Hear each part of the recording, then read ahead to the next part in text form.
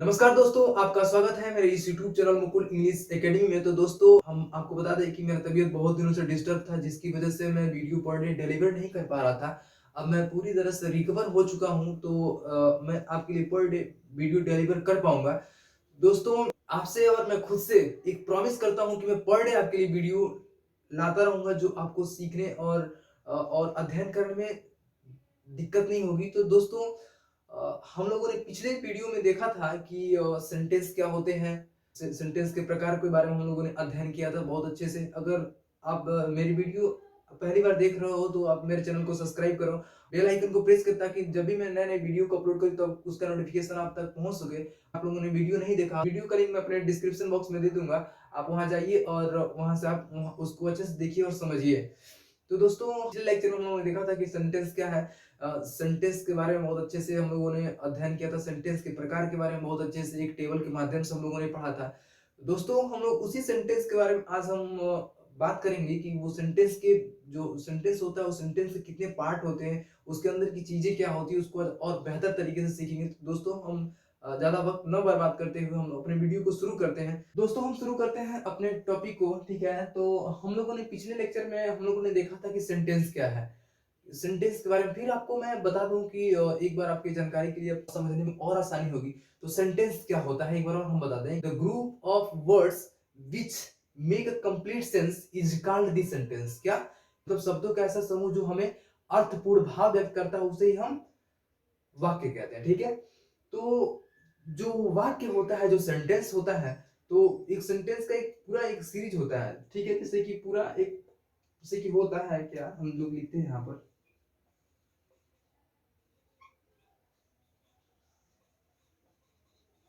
हमारा क्या है, एक पूरा मीनिंगफुल अर्थ दे रहा है कि राम घर जाता है, राम घर जाता है, ठीक है।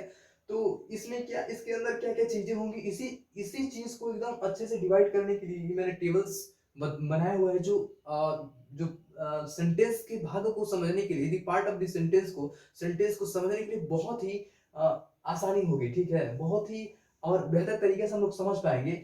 ये सारी चीजें वैसे जनरली मतलब बहुत ही हेल्पफुल होती है, ताकि हम लोग जब जब जब हम लोग क्लास 10th में 12th में जब हम लोग पढ़ेंगे, फिर से चाहे किसी भी एग्जाम में हम लोग जाएंगे, तो उसमें एग्जाम में देता है कि क्या रीऑर्डरिंग करने के लिए, कि सेंटेंस को इधर उधर, वाक्य को शब्दों को इधर उधर कर देता है, उसको हमें रीऑर्डर एक सही ऑर्डर में करेंगे, तभी तो हम लोग अच्छे से उसका अर्थ निकाल पाएंगे। तो वही है, ये सारी चीजें हम लोग नहीं समझे रहेंगे तो हम उसको एक ऑर्डर में नहीं लिख पाएंगे, जिससे हम लोग नंबर, भाई स्वाभाविक सी बात है, अगर नहीं आएगा तो नंबर डिक्रीज हो जाएगा। तो अपने टॉपिक पे आते हैं, पार्ट ऑफ द सेंटेंस क्या है। जो मेन मेन जो उसका डिस्ट्रीब्यूशन है, जो मेन उसका भाग है, वो सब्जेक्ट है और प्रेडिकेट है। तो सब्जेक्ट का मतलब होता है कर्ता और उद्देश्य, और प्रेडिकेट का मतलब होता है विधेय। मतलब सब्जेक्ट क्या होता है, सब्जेक्ट वो होता है कि वाक्य का वह भाग, क्या, वाक्य का वह भाग जो किसी व्यक्ति या वस्तु के बारे में बताता हो, उसे ही हम लोग क्या कहते हैं, सब्जेक्ट। जैसे कि क्या, राम चाहे मोहन,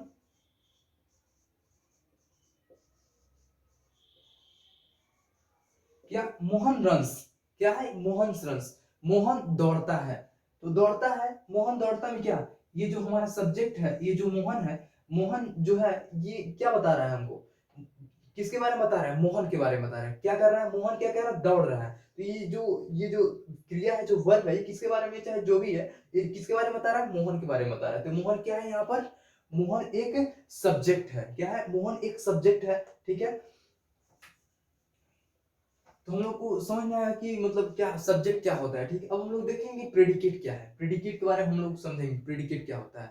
वैसे ही जैसे इसको समझे वैसे प्रेडिकेट होता है। और प्रेडिकेट वाक्य का वह भाग, ठीक है। थोड़ा कंसंट्रेट होकर देखेंगे ताकि ये चीजें हमको और अच्छे से समझ में आए। ये थोड़ी सी वीडियो लॉन्ग होगा, लेकिन इतनी अच्छे से समझ में आया कि फिर से आपको ये चीजें, आपको फिर से पढ़ने की, कहीं और जाने की जरूरत नहीं पड़ेगी, ठीक है। तो थोड़ा सा कंसंट्रेशन बना के देखें, थोड़ा सा सहम होकर के देखें, ताकि चीजें आपको और अच्छी से समझ में आ सके, ठीक है।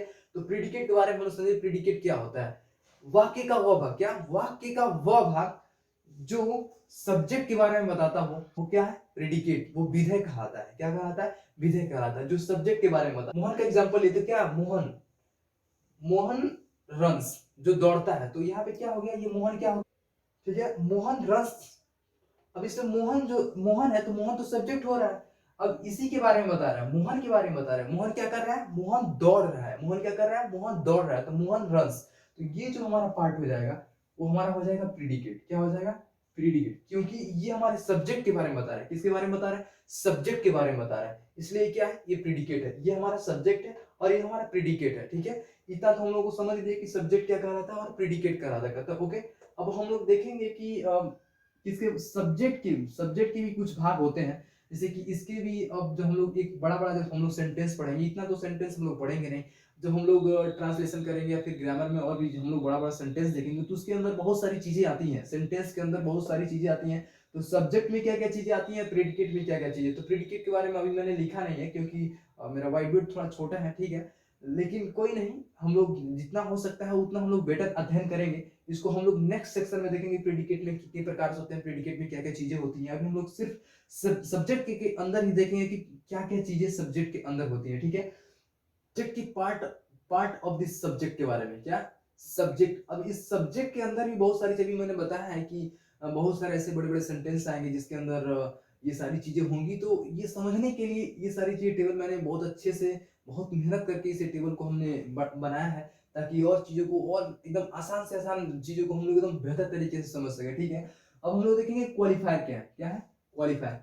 क्वालिफायर क्या है? क्वालिफायर किसे कहते हैं और क्वालिफायर क्या है, हमारे सब्जेक्ट में क्वालिफायर का क्या रोल है। ठीक है, तो क्वालिफायर का मतलब जो हो विशेषता बताने वाले शब्द होते हैं, जो विशेषता बताने का काम करते हैं। ठीक है, तो अब इसका हम लोग और एक और चीज हम लोग जानेंगे। क्वालिफायर वो नाउन के अमाउंट, मतलब उसकी जो संज्ञा होता है, संज्ञा के मात्रा को बताने का काम करता है। क्या? क्वालिफायर। जो क्वालिफायर होता है वो संज्ञा की मात्रा को बताने का काम करता है। विशेष साथ में विशेषता और मतलब उसके amount, present of the amount, जो नाउन में जो अमाउंट होता है उसको बताने के लिए वो काम करता है। जैसे क्या, हम उस तरह नहीं समझ में आएगा, हम बताते हैं। जैसे कि फ्यू हो गया, लिटिल हो गया, सम हो गया, एनी हो गया। ये क्या चीजें हैं? फ्यू, फ्यू, लिटिल, सम, ये हमारी क्वालिफायर्स हो, क्वालिफायर्स है हमारे। ठीक है, क्या? ये हमारे अमाउंट को, नाउन के अमाउंट को बताएंगे। अभी नाउन नाउन हम लोग एक अलग सेपरेट वीडियो में हम लोग देखेंगे कि नाउन क्या है, प्रोनाउन क्या है। फ्यू के बारे में हम समझेंगे कि फ्यू क्या है। अब फ्यू ऐसे क्वालिफायर्स तो बहुत सारे हैं, लेकिन हम लोग सिर्फ थोड़ा सा लिए ताकि हम लोग को और अच्छे से समझ में क्वालिफायर क्या है।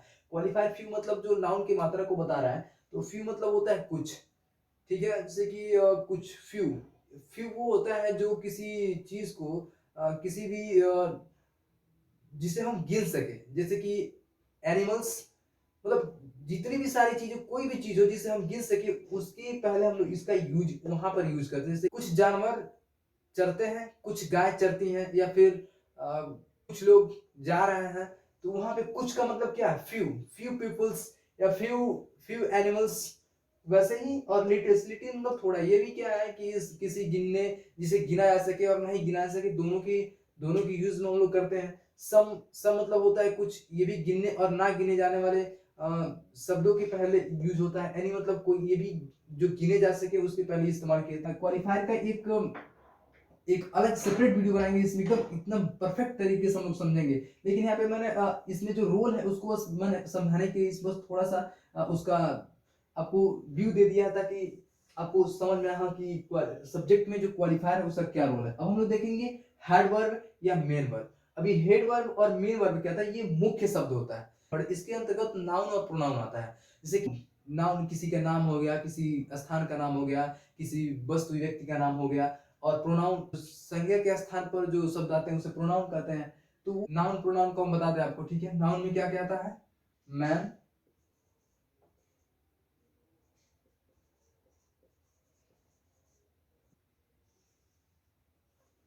जैसे कि हेड वर्ब में जो नाउन प्रोनाउन के तौर पे काम करेगा वो मैन, वुमेन और बॉय। क्या बहुत सारी नाउन्स होंगे, प्रोनाउंस हो सकते हैं, उन्हें हम यहाँ पर जो हमारे सब्जेक्ट अंतराल में जो काम आएंगे वो हेड वर्ब। जैसे कि लेडी, अभी हम बताए मैन, वुमेन, बॉय, वो सारी चीजें किसके अंतराल में आएंगी? सब्जेक्ट, सब्जेक्ट ही अंदर आएंगे। हम लोग एक टेबल के और माध्यम से समझेंगे ताकि और अच्छे से हम लोग को समझ में आ जाएगा। ठीक है, अब ये मुख्य वर्ड वहां पे काम करेगा जो नाउन प्रोनाउन जो होगा। ठीक है, अब लोग एडजेक्टिव, एडजेक्टिव फ्रेज के बारे में देखेंगे। इसका हिंदी अर्थ होता है विशेषण वाक्यांश। विशेषण वाक्यांश वो होता है जिससे कि होता है कि जो एडजेक्टिव होता है वो किसी नाउन या प्रोनाउन की विशेषता को बताता है। जब हम लोग noun pronoun part of speech पढ़ेंगे तो और अच्छे से हम लोग समझ लेंगे। लेकिन अभी हम बता रहे हैं कि जो एडजेक्टिव होता है, एडजेक्टिव की हम लोग एडजेक्टिव के बारे में समझ ही लेते हैं। जो एडजेक्टिव होता है वो नाउन और प्रोनाउन की विशेषता को बताता है, उसे ही हम एडजेक्टिव कहते हैं, ठीक है। तो एडजेक्टिव फ्रेज यहाँ पर दिया है, तो इसके हम लोग मतलब समझेंगे। तो जो एडजेक्टिव होता है वो नाउन और प्रोनाउन के जो विशेषता को बताता है। उसी प्रकार यहाँ पर जो एडजेक्टिव फ्रेज है वो सिर्फ वो प्रोनाउन का विशेषता नहीं बताता है, ओनली ओनली नाउन का विशेषता बताता है। उसे ही हम क्या कहते हैं, एडजेक्टिव फ्रेज कहते हैं। जो लेकिन एक बात और, जो विशेषण वाक्यांश होता है उसमें वर्ब नहीं होता है। क्या नहीं होता है? विशेषण वाक्यांश में वर्ब नहीं होता है, ठीक है। वही एडजेक्टिव फ्रेज होता है। अब हम इसमें जो करता है, करता में सिर्फ यही सारी चीज है। लेकिन यहाँ पे अब इसमें तो जो सब्जेक्ट है इसमें तो वर्ब देगा नहीं। वर्ब तो इस पार्ट का अभी टर्म है जो हम लोग अभी नेक्स्ट में पढ़ेंगे। इसलिए यहाँ पे जो विशेषण वाक्यांश है उसमें वर्ब नहीं होता है, ठीक है। अब हम लोग देखेंगे क्वालिफायर। क्वालिफायर में ही, क्वालिफायर के अंदर भी और भी सारी चीजें आती हैं। वो क्या क्या चीजें ऐसे हैं कि इसके अंदर से हम लोग एकदम सारी चीजें एकदम और अच्छे से समझ में आएगा, ताकि एक टेबल के माध्यम से पढ़ने में और अच्छे से समझ में आता है, ठीक है। अभी डिटरमाइनर क्या है? डिटरमाइनर मतलब होता है निर्धारक। डिटरमाइनर मतलब होता है निर्धारक। अब ये निर्धारक क्या है, इसको हम लोग अच्छे से समझ लेते हैं कि निर्धारक क्या होता है। डिटरमाइनर वे शब्द होते हैं जो संज्ञा संज्ञा के बारे में कुछ बताते हैं। क्या एग्जाम्पल के माध्यम से हम समझते हैं।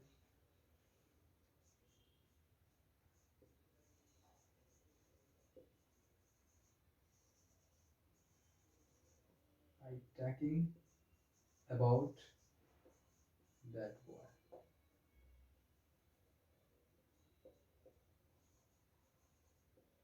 अब ये क्या कर रहा है, about, I am taking about that boy. तो इस पूरे सेंटेंस में जो डिटरमाइनर्स है वो दैट है। वो क्या कर रहा है, वो नाउन को निर्धारण कर रहा है, नाउन के बारे में बता रहा है। कि क्या कह रहा है कि मैं उस लड़के के बारे में, मैं उस लड़के के बारे में बात कर रहा हूँ। क्या मैं उस लड़के के बारे में बात कर रहा हूँ जो दैट दैट बॉय, मतलब दैट बॉय वे दैट। तो ये दैट जो है हमारा डिटरमाइनर है, जो हमें किसके बारे में बता रहा है, नाउन के बारे में बता रहा है, नाउन से अधिक पहले। और ये क्या कर रहा है, नाउन से पहले लगा है। क्या कि नाउन जो बॉय है वो नाउन है, जो नाउन से पहले क्या लगा है, दैट। तो हम लोग देखेंगे एडजेक्टिव विशेषण। इसमें भी आता है हमारे सब्जेक्ट के एक ऐसा ही एक सब्जेक्ट के अंदर ही जो क्वालिफायर है, क्वालिफायर का एक प्रकार है जो एडजेक्टिव। ये भी आता है जब हम लोग एक टेबल के माध्यम से जब हम लोग समझेंगे तो और बेहतर तरीके से समझ में आएंगे। एडजेक्टिव विशेषण क्या है, विशेषण क्या है। अब हम अभी पहले ही बताए थे यहाँ पर एडजेक्टिव फ्रेज में कि एडजेक्टिव का डिफिनेशन क्या होता है। एडजेक्टिव वे होते हैं जो नाउन और प्रोनाउन की विशेषता को बताते हैं। जो नाउन और प्रोनाउन की विशेषता को बताते हैं वही विशेषण कहलाते हैं, एडजेक्टिव कहलाते हैं। जैसे काइंड, वह एक दयालु है, ठीक है, वो बहुत ही दयावान है।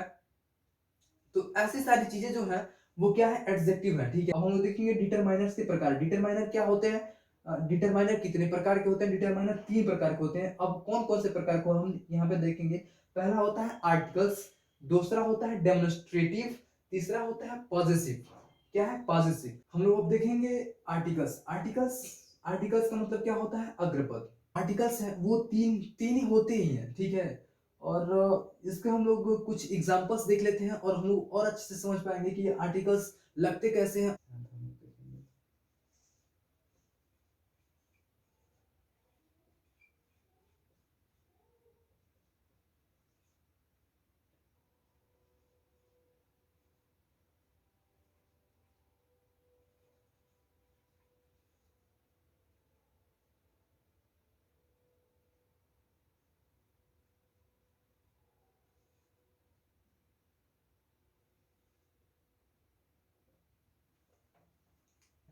अभी हमारा क्या है, आई नीड अ बुक, मुझे एक किताब की जरूरत है। क्या है, मुझे एक किताब की जरूरत है। अब इसमें जो एक है, ये जो लगा हुआ है वो एक क्या है, एक आर्टिकल्स है। क्या है, एक आर्टिकल्स है, ठीक है। और जो कहाँ लगा हुआ है, जो नाउन के पहले लगा हुआ है, ठीक है। अब यहाँ देखेंगे सेकंड वाले में एन, ये भी क्या है, सी इज एन एंजल, वह एक क्या है, एक परी है। तो इसके पहले ए, एंजल। अब ये भी हम लोग जानेंगे जब हम आर्टिकल्स पढ़ेंगे, तो ये कहाँ ए लगता है, कहाँ एन लगता है।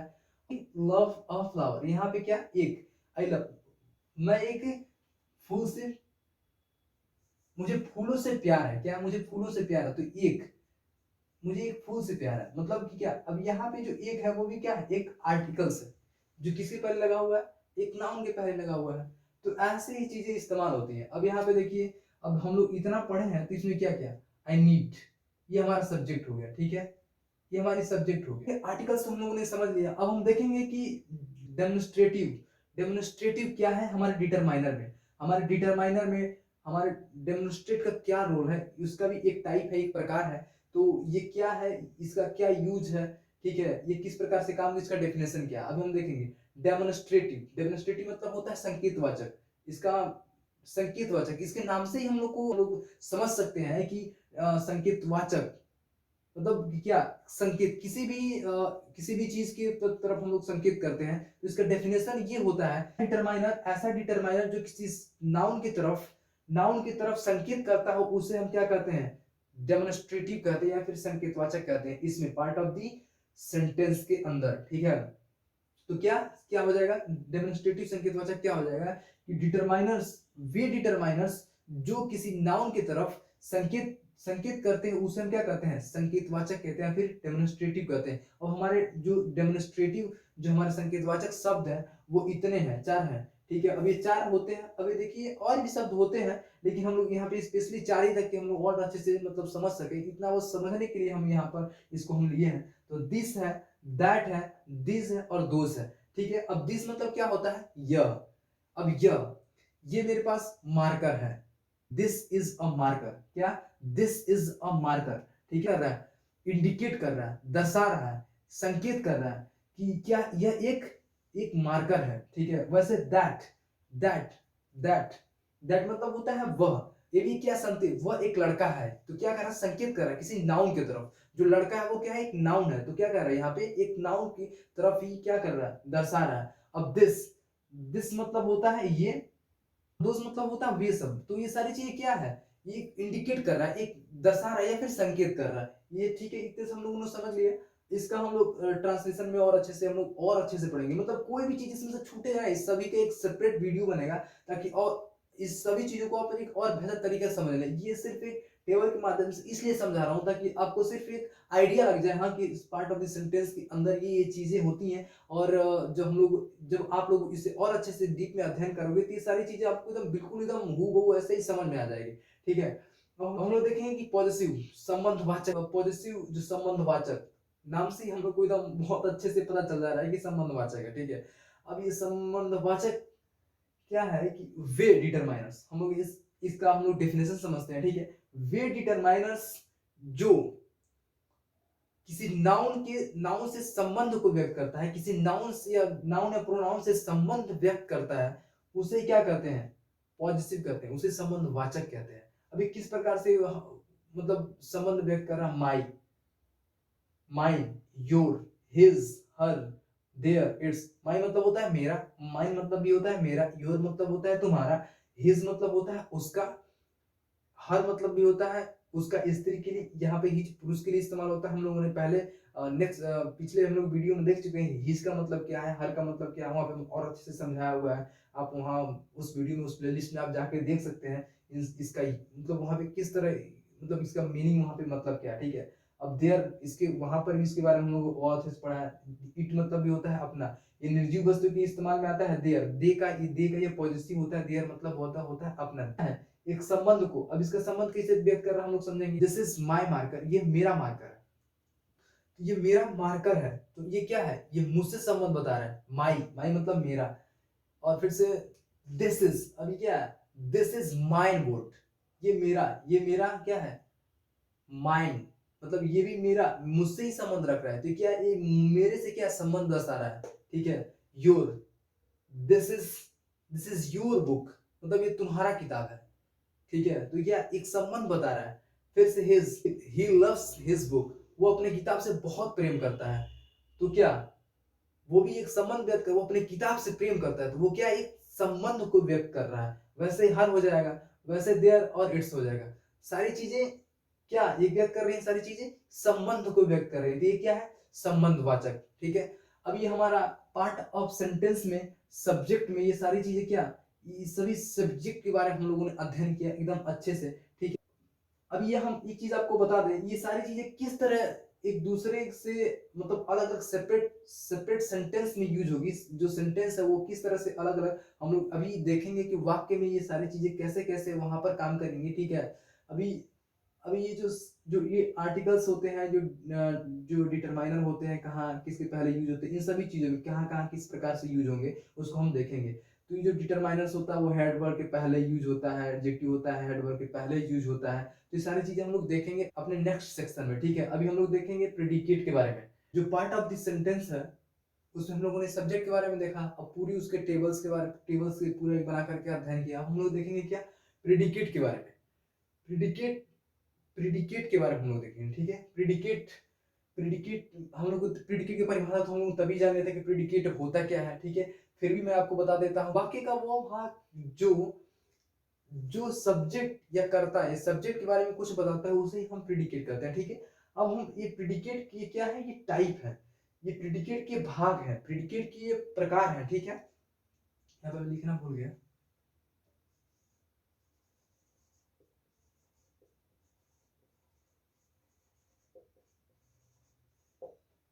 ये क्या है, प्रेडिकेट के भाग है। और प्रेडिकेट के कितने भाग होते हैं, प्रेडिकेट के 3 भाग होते हैं। कौन कौन से, वर्ब होता है, ऑब्जेक्ट होता है और कंप्लीमेंट होता है। क्या क्या होता है, वर्ब होता है, क्रिया होता है, कर्म होता है और पूरक होता है। जब हम लोग ट्रांसलेट पढ़ेंगे तो उस ट्रांसलेशन में हम लोग देखेंगे कि पहला सब्जेक्ट होता है, उसके बाद वर्ब होता है, उसके बाद ऑब्जेक्ट होता है, उसके बाद कंप्लीमेंट होता है, ठीक है। तो ये सारी चीजें इसलिए बताई जा रही है ताकि आपको जो हम लोग वाक्य पढ़ेंगे उसको समझने में हमको दिक्कत ना हो, ठीक है। और रीडर किसी भी सेंटेंस को हम देख करके तुरंत बस रीडर कर दे, उसे सही क्रम में कर दे, ठीक है। तो थोड़ा सा टाइम जा रहा है, लेकिन आप अगर सब्र बना करके देखेंगे तो आपको चीजें एकदम बिल्कुल इतनी अच्छे से समझ में आएंगी, फिर से आपको कभी कहीं और अध्ययन करने की जरूरत नहीं पड़ेगी। फिर से एक बार और मैं इस बात को रिपीट कर रहा हूँ, ठीक है। अब ये वर्ब क्या है, क्रिया क्या है। क्रिया मतलब सिंपल कोई भी काम हो रहा हो यहाँ पर, जैसे कि चलना फिरना उठना बैठना, ये सारी चीजें क्या हो रही हैं, ये एक क्रिया है। हम लोग इस एक डिफिनेशन देख लेते हैं, ठीक है। हम लोग क्रिया का डिफिनेशन देख लेते हैं। क्रिया का डिफिनेशन क्या होता है, जिन शब्दों से काम का होना पाया जाता हो उसे हम क्रिया कहते हैं, उसे हम वर्ब कहते हैं। अब हम लोगों ने ये देख लिया, अब वर्ब के अंदर क्या क्या चीजें, ताकि इसको हम लोग समझ लेंगे, ताकि और आगे हम लोग बेटर समझ में आएगा, ठीक है। अब ये हम लोग तो वर्ब के बारे में समझ लिए। अब इस वर्ब के अंदर क्या क्या चीजें आती हैं हम लोग देखते हैं। पहला आता है मेन वर्ब, जो मुख्य क्रिया होती है, ठीक है। जैसे कि चलना उठना बैठना सोना, ये सारी चीजें क्या, ये मुख्य क्रिया हो गई, ये मेन वर्ब हो गया, ठीक है। अब दूसरा हो गया हेल्पिंग वर्ब, एक्सलरी वर्ब। अब एक्सलरी वर्ब ये होता है कि जैसे कि जो हमारा जो सब्जेक्ट का सहायक हो, जो सब्जेक्ट है या नहीं, ये सब्जेक्ट का सहायक होता है। जैसे कि एक्सलरी हेल्पिंग वर्ब ये सहायक क्रिया होती है, जैसे कि इज हो गया, आर हो गया, एम हो गया, वाज हो गया, वेयर हो गया, और भी ये पूरे बहुत सारे हैं जो हेल्पिंग वर्ब है। इनका हम एक अलग सेपरेट वीडियो हम पूरा इसका हम लोग वर्ब का जब हम लोग पढ़ेंगे टॉपिक, जब हम लोग पार्ट ऑफ स्पीच जब पढ़ेंगे उसमें वर्ब हम लोग पढ़ेंगे, तो वर्ब में हम लोग एकदम अच्छे से इसको और देख सकेंगे। ऑब्जेक्ट कर्म, कर्म वो होता है जो किसी व्यक्ति या वस्तु के क्रिया को बताती है, या फिर शब्द होते हैं, मतलब कर्म वे शब्द होते हैं जो क्या के लिए किसी व्यक्ति वस्तु के बात करने के लिए क्रिया में की जाती है, ठीक है। उसे ही हम क्या कहते हैं, कर्म।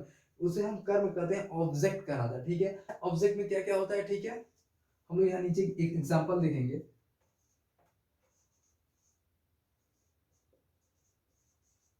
सिंग अ सॉन्ग, क्या वह एक गाना गाती है, क्या वह एक गाना गाती है, इसका हिंदी अर्थ होगा। तो शब्द है जो ये वर्ड है वो क्या है, इसका मतलब क्या होता है, इसका मतलब होता है गाता, ठीक है।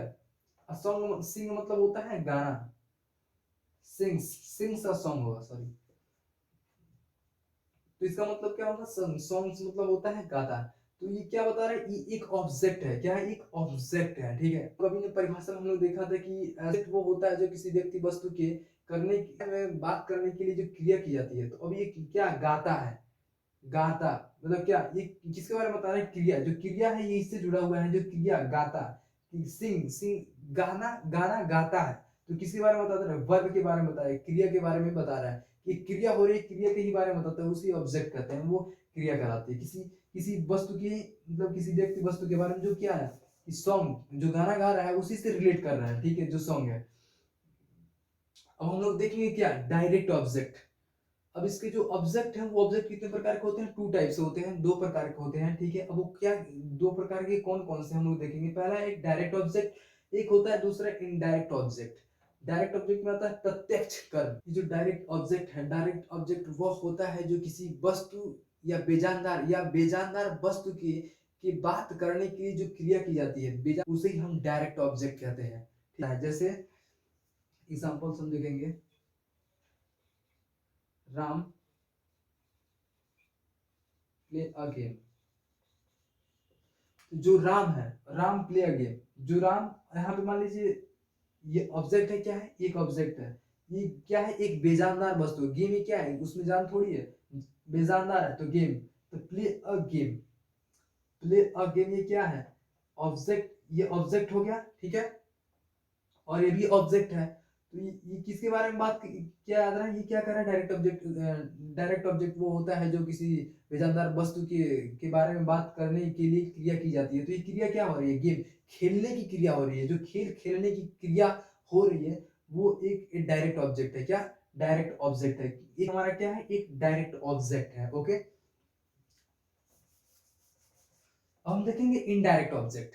इनडायरेक्ट ऑब्जेक्ट वो होता है, उसे हिंदी में अप्रत्यक्ष कर्म कहते हैं। अप्रत्यक्ष कर्म या फिर इनडायरेक्ट ऑब्जेक्ट वो होता है जो किसी व्यक्ति के बारे में बात करने के लिए जो क्रिया की जाती है, बात करने के लिए जो क्रिया की जाती है उसे ही इनडायरेक्ट ऑब्जेक्ट कहते हैं, ठीक है। अब इनडायरेक्ट ऑब्जेक्ट के लिए हम, सी लव्स मी, वो मुझसे प्रेम करती है, मतलब वो सी लव्स मी, वो मुझसे प्रेम करती है। अब इसमें क्या है, ये इनडायरेक्ट ऑब्जेक्ट वो होता है जो किसी जानदार या फिर किसी व्यक्ति के बारे में बात करने की जो क्रिया होती है उसे हम इनडायरेक्ट ऑब्जेक्ट कहते हैं। तो ये सी लव्स मी, तो यहाँ पे किसके बारे में, एक जानदार, एक व्यक्ति के बारे में बात हो रही है। जो ऑब्जेक्ट है वो क्या है, एक जानदार वस्तु के लिए ऑब्जेक्ट है। एक जानदार मतलब व्यक्ति के बारे में बात हो रहा है, सी लव्स मी, वो मुझसे प्रेम करती है। तो ये क्या है, ऑब्जेक्ट यहाँ पे क्या होगा, ये एक इनडायरेक्ट ऑब्जेक्ट होगा। क्या होगा, एक इनडायरेक्ट ऑब्जेक्ट हो रहा है क्योंकि एक व्यक्ति के बारे में बात कर रही है। यहाँ पे तो मान लीजिए बेजानदार वस्तु की बात करने की क्रिया होती है, उसमें यहाँ पे बताया गया है। यहाँ पर ये बताया गया है जो किसी व्यक्ति के बारे में बात करने की क्रिया होती है, वहाँ इनडायरेक्ट ऑब्जेक्ट होता है, ठीक है। ये हम लोगों ने समझ लिया। अब हम लोग देखेंगे कि कॉम्प्लीमेंट क्या होता है। देखेंगे कॉम्प्लीमेंट, कॉम्प्लीमेंट मतलब होता है पूरक। अब कब हम लोग परिभाषा जान लेते हैं कि ये, इसके नाम से ही पता चल रहा है कि ये पूरक, मतलब किसी भी चीज को ये पूरा करने वाला होगा, कि जो आधा अधूरा होगा उसे पूरा करने के लिए यूज में आता होगा, मतलब वहां पर इसका इस्तेमाल किया जाता होगा। तो हम लोग इसका परिभाषा समझेंगे कि कॉम्प्लीमेंट वे शब्द जो वर्ब की जो क्रिया को पूरा कराने के लिए इस्तेमाल किए जाते हैं वो कॉम्प्लीमेंट कहलाते हैं। मतलब पूरक वे शब्द होते हैं जो क्रिया वर्ब को पूरा करने के लिए इस्तेमाल में आते हैं, उसे हम क्या कहते हैं, पूरक कहते हैं, ठीक है। अब जैसे एक एग्जांपल लेकर हम लोग देखेंगे कि क्या कंप्लीमेंट पूरक कैसे यूज होता है।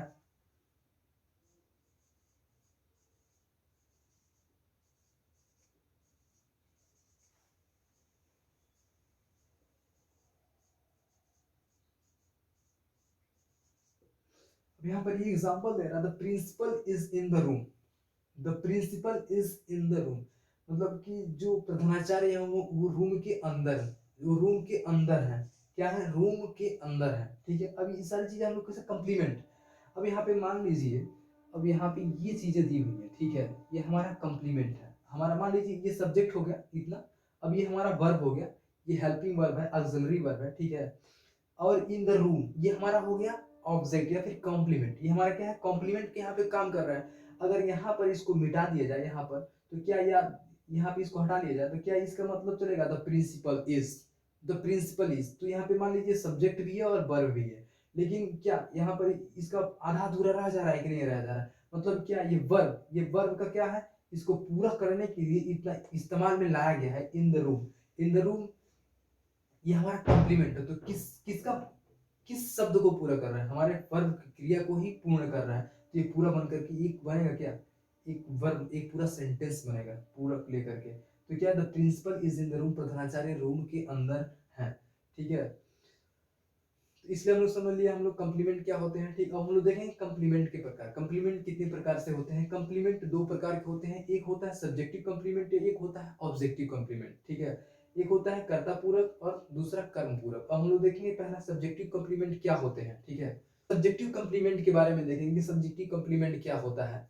अब इसके नाम से ही पता चल रहा है कि सब्जेक्टिव कम्प्लीमेंट मतलब सब्जेक्टिव मतलब कर्ता पूरक, मतलब कि क्या ये ऐसा कम्प्लीमेंट जो शब्द जो सब्जेक्ट की तरफ संकेत करता हो या फिर सब्जेक्ट कर्ता पूरक हो, उसे ही हम लोग सब्जेक्टिव कम्प्लीमेंट कहते हैं। ठीक है, अब इसका हम एक एग्जांपल लेके देखेंगे और अच्छे से समझ में आएगा।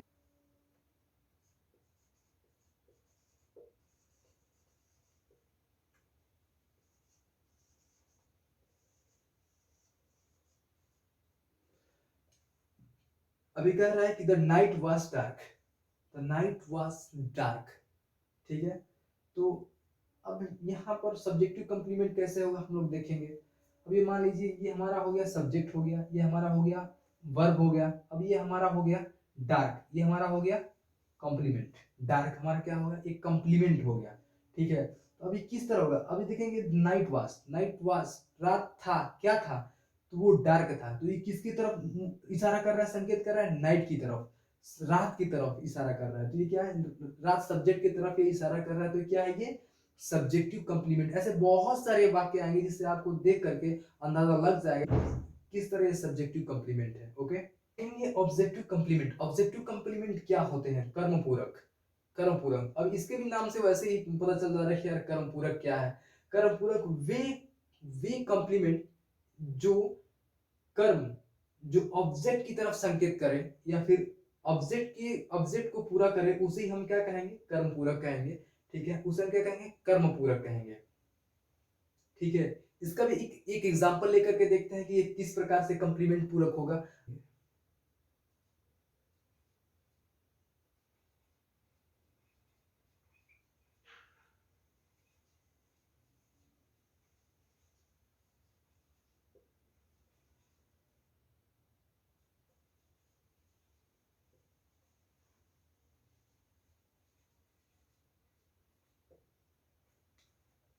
अभी क्या कर रहा है, the member elected him there leader.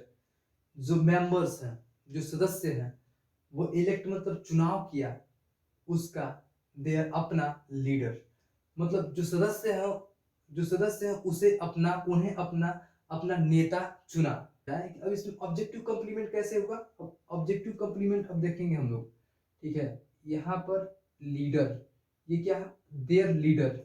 अब ये द मेंबर इलेक्टेड हिम, अब चुनाव किया, तो यहाँ पे क्या कर रहा है, ऑब्जेक्टिव कम्प्लीमेंट कैसे, देयर लीडर, इसको अभी हम लोग भूल जाएंगे कि देयर लीडर छोड़िए।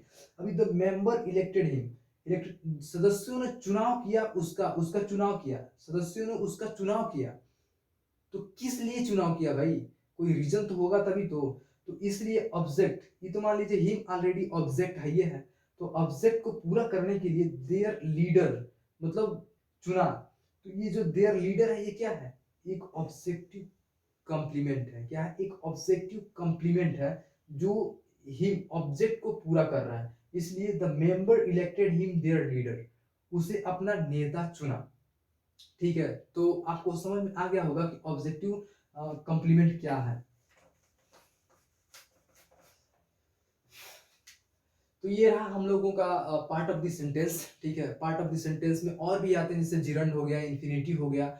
जो जिरंड होता है वो भी सब्जेक्ट की तरफ काम करता है, जो इन्फिनिटिव होता है वो भी सब्जेक्ट की तरफ काम करता है, और फिर से जिरंड ऑब्जेक्ट की तरफ भी काम करता है, और जो इन्फिनिटिव वो भी ऑब्जेक्ट की तरह काम करता है। लेकिन इसमें ये हमारा मान लीजिए ये व्हाइट बोर्ड भी थोड़ा छोटा है, हम लोग यहाँ पे सारी चीजें एक्सप्लेन नहीं कर सकते, और अधिक से मान लीजिए टाइम थोड़ा कम टाइम में अच्छे से समझ में आता है, एक लंबा लंबा टाइम हो जाए कि उसको जिरंड को और इन्फिनिटिव को एक अलग सेपरेट सी वीडियो बनाएंगे, ताकि और अच्छे से समझ में आएगा कि सेपरेट वीडियो में क्या मतलब है जिरेंट का, और जिरेंट किस तरह से सब्जेक्टिव में काम करेगा, किस तरह से ऑब्जेक्टिव। मैं करता हूं कि आपको सब्जेक्ट के पूरे पार्ट जो अच्छे से उसको समझ में आ गया होगा, और जो प्रिडिकेट है, प्रिडिकेट के बारे में ये सारी चीज आपको और अच्छे से समझ में आ गया होगा। अभी हम लोग देखेंगे कि किस तरह से ये सारी चीजें वहां पर सुटेबल, किस तरह से वहां पर काम किया गया है, किस तरह से वो सारी सिर्फ 2-4 एग्ज़ाम्पल से हमको पूरी तरह से एकदम अच्छे से समझ में आ जाएगा, ठीक है? हम लोग देखेंगे कि जो हम लोगों ने पार्ट ऑफ द सेंटेंस को एक टेबल के माध्यम से पढ़ा है, वर्बली उसे समझा है एक अच्छे तरीके से। अब हम लोग देखेंगे कि टेबल के माध्यम से फिर से टेबल बनाया ताकि और अच्छे से हम लोग समझ पाएँ, उस तरह तो एक वर्बली से समझा। अब हम लोगों ने उस चीज़ को इस चीज़ में और बेहतर तरीके से हम लोग समझ पाएँ, वो सारी पार्ट को देख लिया, एक टेबल के माध्यम से देख लिया कि चीज़ें कैसी डिवाइड हुई हैं, डिस्ट्रीब्यूट हुई हैं। अब हम लोग इस तरह देखेंगे तो और अच्छे से समझ में आ जाएगा। अब देखिए सब्जेक्ट दिया है और प्रेडिकेट दिया है, 2 भागों में पार्ट ऑफ द सेंटेंस किया हुआ है। जो एक सेंटेंस दिया है उसको सेंटेंस के अंदर कितने भाग होते हैं वो यहाँ पे दिया हुआ है, हम लोग देखेंगे और अच्छे से। अब इसमें दिया डिटरमाइनर, एडजेक्टिव, एडवर्ब और एडजेक्टिव। ये किसके पार्ट है? ये सेंटेंस के पार्ट है। और जो प्रेडिकेट है वो उसके अंदर सिर्फ भाग। अब उस प्रेडिकेट को हम लोग अभी नीचे यहाँ पे दिया है उसको देखेंगे। अब यहाँ पे दिया है जो सिर्फ सब्जेक्ट के बारे में दिया है, a naughty boy, a naughty boy sitting on the corner, sitting in the corner was laughing. ये मतलब ये सेंटेंस जो कह रहा है वो उसका हिंदी अर्थ ये निकलता है कि एक नटखट सा बच्चा जो कोने में बैठ करके हंस रहा था, ठीक है? अभी देखिए क्या है जो, अभी देखिए ए एंड द डिटरमाइनर के अंदर जो आर्टिकल्स आते हैं आर्टिकल्स यहाँ पे लगाया हुआ है। एडजेक्टिव में जो नाउन्स हम बताए थे, एडजेक्टिव जो विशेषता बताने का काम करता है वो नटखट नटखट मतलब क्या है वो उसकी विशेषता ही तो बता रहा है, एक बच्चे की विशेषता बता रहा है तो नटखट यहाँ पे। उसके बाद से बॉय, बॉय क्या है? एक नाउन है, एक नाउन है। हमने बताया था हेडवर्ब के अंदर नाउन और प्रोनाउन आते हैं, तो ये बॉय क्या है? एक नाउन है। उसके बाद sitting in the corner, adjective phrase, जो एडजेक्टिव फ्रेज हमने ये बताया था कि आपको कि जो एडजेक्टिव फ्रेज होते हैं वो जो विशेषण वाक्यांश होते हैं वो क्या, वो सिर्फ नाउन के विशेषता बताते हैं, जबकि नाउन प्रोनाउन के बारे में नहीं बताते हैं। और इसके अंदर वर्ब नहीं होता है, तो इसके अंदर वर्ब तो नहीं है, तो ये क्या है? एक एडजेक्टिव फ्रेज है, ठीक है? अब ये वाज लाफिंग, ये तो वर्ब हो गया, ठीक है? अब हम लोग देखेंगे कि this black bird sitting on this tree sings sweet. इसमें देखेंगे दिस में ये क्या है? हमारा डेमोन्स्ट्रेटिव है, एक संकेतवाचक है जो दिस है, ठीक है? डेमोन्स्ट्रेटिव है, ठीक है? डेमोन्स्ट्रेटिव जो हम लोगों ने पढ़ा था किसके डिटरमाइनर के अंदर ही था। डेमोन्स्ट्रेटिव वो हमारे क्या एक सब्जेक्ट के अंदर ही पार्ट है। ब्लैक, ब्लैक भी एक क्या है? एक हमारा एक एडजेक्टिव है जो उसकी विशेषता काला, एक उसकी चिड़िया की विशेषता को बता रहा है, वो काली है, गोरी है, कैसी है, ठीक है? वर्ब जो हेड वर्ब, ये नाउन है, प्रोनाउन, वर्ब के अंदर नाउन और प्रोनाउन आता है, तो यहाँ पे सिर्फ नाउन दिया है वर्ब। वर्ड, वर्ड एक किसी चिड़िया का नाम है, ठीक है? और सिटिंग ऑन द ट्री, ये क्या है? एक एडजेक्टिवल फ्रेज है जो किसके बारे में बताता है? वर्ड के बारे में बता रहा है, सिर्फ वर्ड के बारे में, नाउन के बारे में बता रहा है, जबकि प्रोनाउन के बारे में इसकी संज्ञा नहीं बताती। हम लोगों ने यही पढ़ा था। सिंग स्वीट्स, ये वर्ब के बारे में हो गया। My younger son working at the table is writing, वो एक टेबल पे बैठ करके कुछ काम कर रहा है, ठीक है? इसका यहाँ पे माई, माई मतलब क्या? डिटरमाइनर, ये संबंध को यहाँ पर हमने पढ़ा था, एक पॉजिटिव एक संबंधवाचक पढ़ा था जो डिटरमाइनर के अंदर आ रहा था, जो सब्जेक्ट के अंदर जो आ रहा था वो माई, माई एक संबंधवाचक है। माई यंगर सन, मेरा मेरा छोटा पुत्र, ठीक है? तो ये क्या है कि एक संबंध को यहाँ पे व्यक्त कर रहा है। एडजेक्टिव यंगर मतलब एक मतलब छोटा है, बड़ा है, क्या है? क्वालिटी बता रहा है, एडजेक्टिव एडजेक्टिव बता रहा है। सन क्या है? एक नाउन है, एक नाउन है जो हेडवर्ब के अंदर आता है, जैसे हम लोग अभी हमने पढ़ा था हेडवर्ब के अंदर नाउन प्रोनाउन आते हैं, फिर से रिपीट कर रहा हूँ, तो ये सन होगा। वर्किंग ऑन द टेबल, जो वर्किंग एट द टेबल, वो क्या कर रहा है? किसकी विशेषता बता रहे हैं? हमारे नाउन की विशेषता को बता रहा है, वर्किंग एट द टेबल। और ये हमारा हो गया इज राइटिंग, ये हमारा वर्ब हो गया। और हम लोग देखेंगे कि प्रिडिकेट, ये तो मान लीजिए हम लोग सब्जेक्ट के बारे में देख लिए। अभी हमारा हो गया सब्जेक्ट और प्रिडिकेट के बारे में। अब हम लोग देखेंगे प्रिडिकेट में, प्रिडिकेट के अंदर हम लोग 3 भागों में पढ़ा था, वर्ब, ऑब्जेक्ट और कंप्लीमेंट, 3 चीज हम लोगों ने पढ़ा था। अब इसके अंदर अब हम लोग एग्जांपल देखेंगे। Is the ejected Hari manager, they sorry दे, अभी जो दे है वे इलेक्टेड हरी मैनेजर, वे हरी को एक मैनेजर के रूप में चुना, ठीक है? तो ये क्या है कि हमारा ये सब्जेक्ट हो गया, सब्जेक्ट के बारे में ये सारी चीज हम लोगों ने इधर पढ़ लिया। अब हम लोग देखेंगे एग्जेक्टिव वर्ब, वर्ब हो गया, ठीक है? अब ये हरी, अब हरी और मैनेजर कंप्लीमेंट। हरी एक क्या है? एक डायरेक्ट, हरी क्या है? एक डायरेक्ट ऑब्जेक्ट है या फिर इनडायरेक्ट ऑब्जेक्ट है? तो ये क्या है? एक डायरेक्ट ऑब्जेक्ट है, क्योंकि ये किसके बारे में बात कर रहा है? व्यक्ति के बारे में बात कर रहा है, जबकि इनडायरेक्ट एक बेजानदार, सॉरी,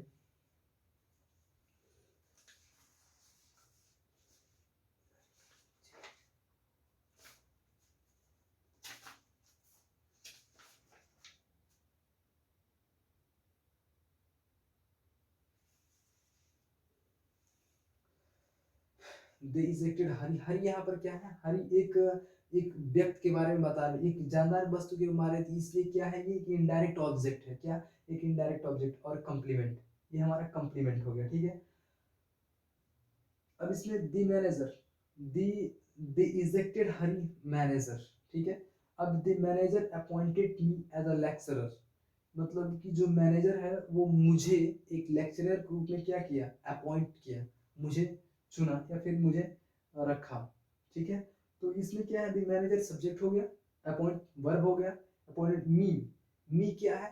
ये भी एक इनडायरेक्ट ऑब्जेक्ट है। ये क्या है? एक इनडायरेक्ट ऑब्जेक्ट है, लेक्चरर, कॉम्प्लीमेंट। ओके, तो इतना हम सारी चीजें समझ गए तो मैं आपको आशा करता हूँ कि ये जो पार्ट ऑफ द सेंटेंस है आपको बहुत अच्छे से समझ में आई हो। इसलिए एक लाइक करिए। अगर कोई भी क्वेरी होती है तो आप मुझे कमेंट बॉक्स में उसमें पूछ सकते हैं। और यदि वीडियो आपको अच्छा लगा हो तो लाइक करिएगा और कमेंट करिएगा। यदि आप नए हैं तो मेरे चैनल को सब्सक्राइब करिएगा। तो हम लोग फिर एक नई वीडियो के साथ, एक नए और जुनून के साथ मिलते हैं। जय हिंद, जय भारत।